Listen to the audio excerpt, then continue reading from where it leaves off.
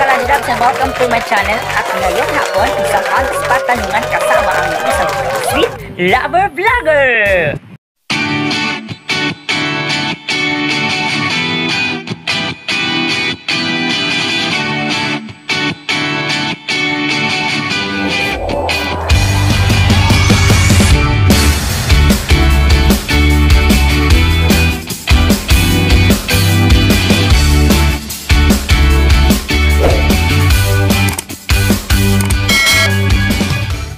At kung bago ka pa lang sa channel ko, huwag kalimutang mag-subscribe at pindutin ang notification bell para sa update na latest videos na i-upload ko.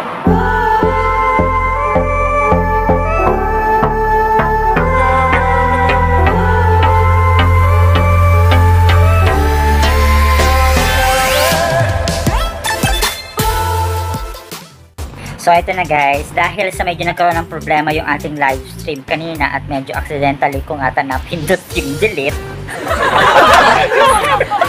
Ngayon, ulitin po natin yung interview sa nag-iisang sweet lover vlogger, walang iba kundi si Ronel Nebres! What's up, madlang people?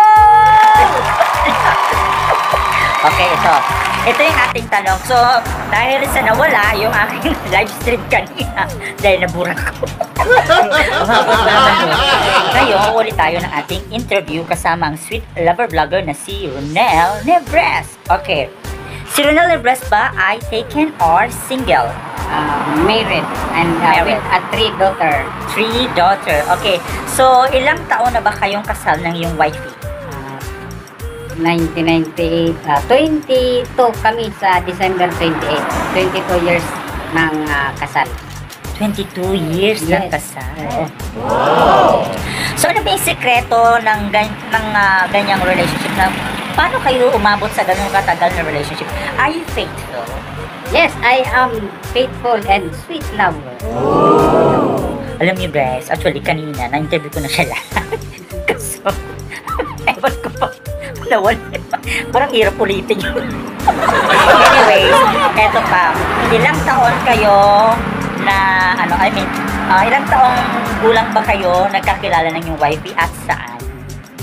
Nagkakilala kami dito sa workplace sa Petrones Gasoline Station sa kanto ng Regidor at Rizal Street sa sentro ng Daraga. Daraga. So magkatrabaho kayo. So ano ang position niya doon? Siya ay account collector and ako naman yung station supervisor. Okay, pilipat ako. Ayan, kumbaga. Okay, ito pa yung ating tanong. Ikaw ay kanyang superior. Yes.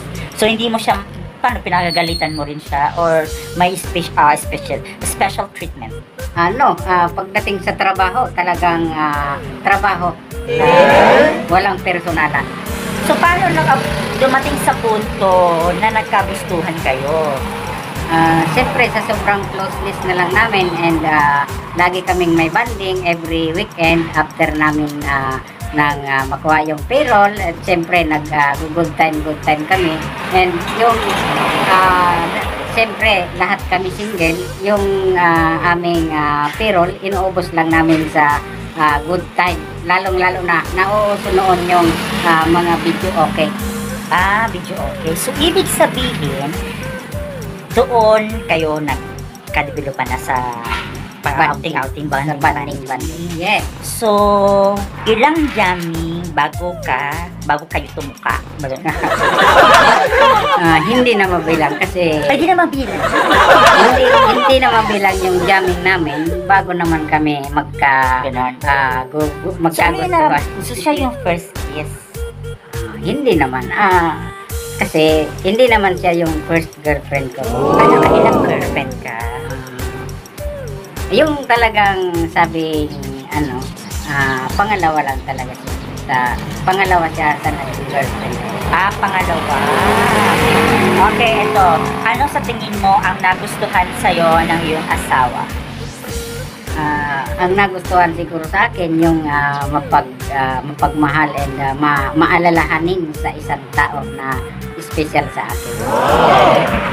So, di ba 3 yung anak niyo? Wala na bang balak na gumawa ng another pero lalaki naman?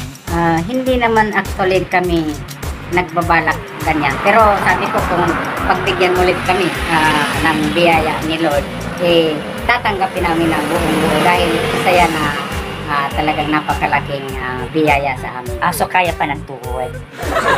Ayaw pa. Okay. So dapat naniniwala ka ba na pampalakas ng tuhod ang balon? Hindi. Bakit? Kasi para sa akin ang nagpapalakas talaga ng tuhod is yung kahit ano, yung exercise and physically fit, yung laging active ka sa mga gawaing physical at tiyak ang tuhod mo ay hindi babagsak, mananatiling malakas at talagang matatag. Okay. So, aside sa wala ba sa tingin mo, wala bang nagustuhan sa'yo sa asawa mo physically? Ano ba yung sa tingin mo nagustuhan pala? Maling tanong ko. Yung physically siguro, noong kapanahonan ko, hindi pa naman ako nauubusan ng buhok. Mayroon ka pang buhok mo. Oo, kasi siguro kung makukuha mo yung picture ko, isingit mo yon, larawan ko na may buhok ako, nasa restaurant ako nagtatrabaho. Sige, send mo sa akin mamaya yung para pag-edit ko, i-plus natin din. Tapos, pero sa tingin ko, sa physical na aspeto, talagang hindi naman siya naghahanap ng kung ano-ano pa. Basta ang nagustuhan niya sa akin yung mapag-alala sa kanya. Okay. What is your talent? Yes, wala naman ako talagang totally ipinagmamalakit talent, pero dinevelop ko itong pagbabloging and sa broadcasting, nagtitraining ko ako sa broadcasting, kaya yun ang ikakarir ko, ang vlogging and broadcasting. Okay, ito guys, ngayon, excuse me, Lovey Doves, sasampulan niya tayo ngayon ng kanyang intro, kung paano nga ba mag-intro si Sweet Lover Vlogger. So, pakinggan natin ngayon ang kanyang intro. Yes, what's up madlang people? Live na naman po tayong napapanood sa buong mundo. Worldwide po tayong napapanood. At siyempre, ako po ang inyong magiging super, ang driver na Sweet Lover, Ronel Mebres. At siyempre, manood lang po kayo. Samahan po ako ninyo sa isang oras na biyahe. Dito lamang sa programang Kamada sa Kalsada. Kamada. Okay, aside doon sa sa magaling kang mag intro, dahil di ba sabi mo nagja-jamming kayo ay nagkakantahan. Ngayon, sasampulan niya tayo ng kanyang song number at ang kakantahin niya ay Twinkle Twinkle Little Star. Okay, ladies and gentlemen, ang nag-iisang Sweet Lover Vlogger ng Legazpi City at ng Bicolano Vloggers Association, walang iba kundi ang napaka-sweet na asawa, walang iba kundi si Sweet Lover Vlogger! Yes! Twinkle, twinkle, little star, how I wonder what you are. Okay, isa pa. Isa pa? Okay, sige. Kakanta pa niya tayo ng Baby Shark.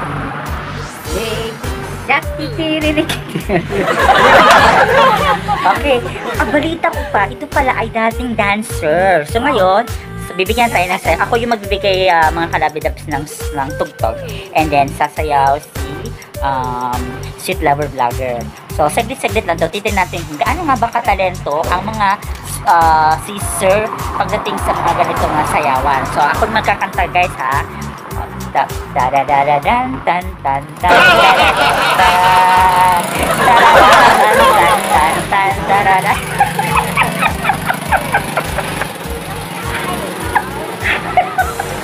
Okay, ito pa.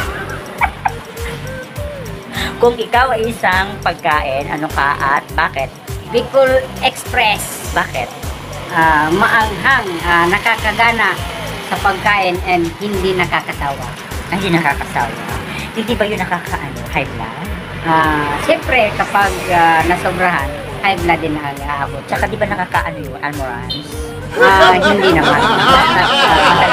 more waters ka lang. More water.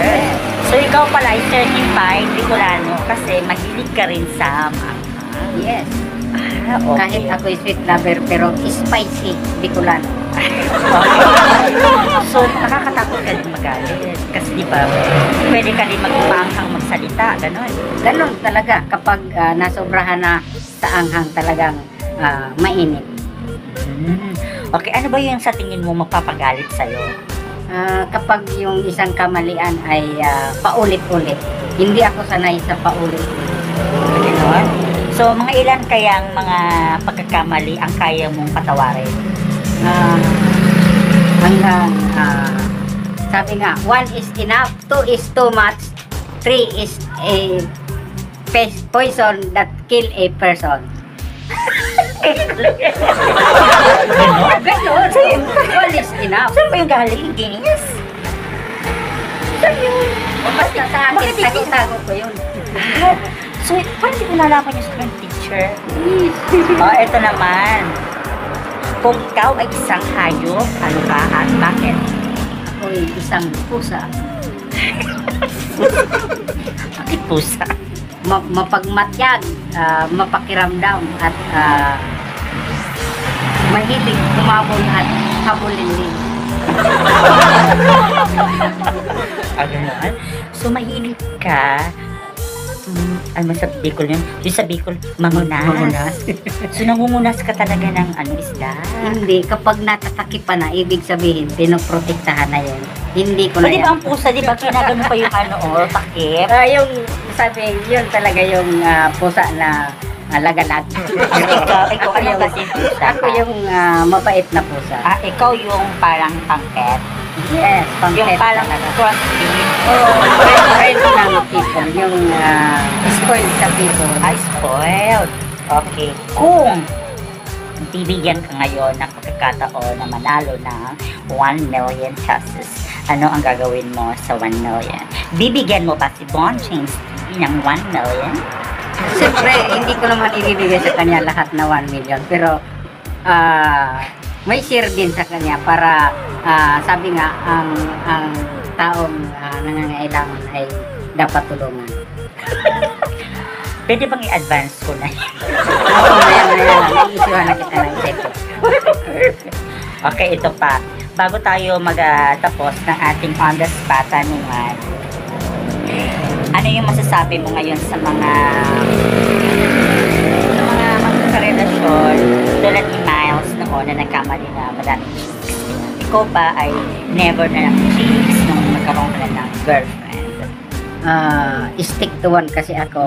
Hindi lang sabing takot sa asawa, pero faithful lang talaga ako. Kaya sa lahat po dyan na magkakarelasyon, maging faithful lang po tayo sa ating asawa, karelasyon o kajowa kasi may taong nasasaktan.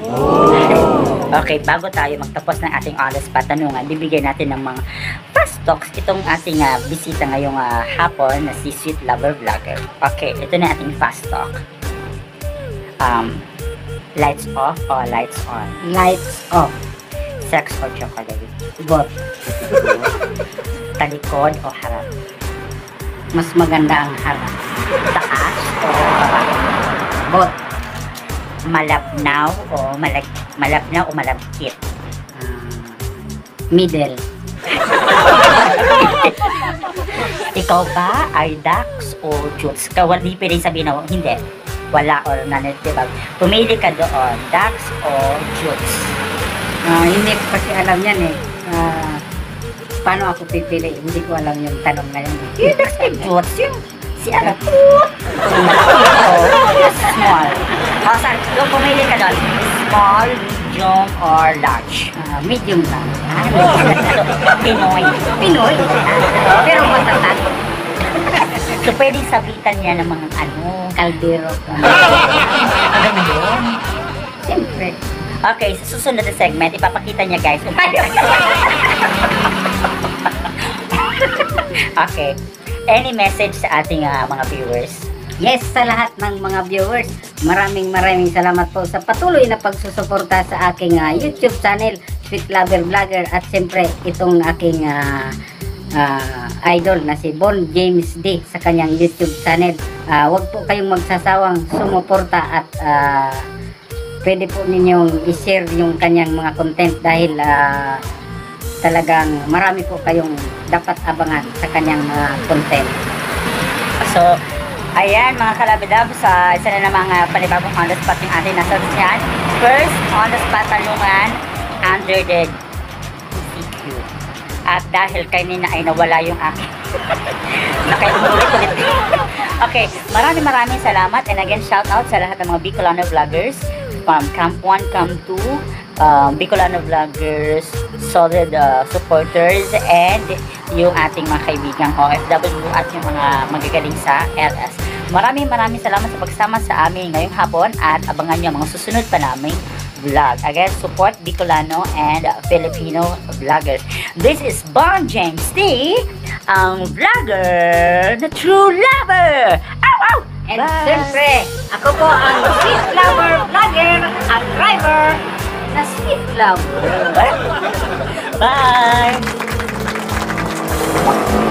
Hi, if you like this video, don't forget to subscribe, hit the notification bell for more updates of my latest videos. Bye!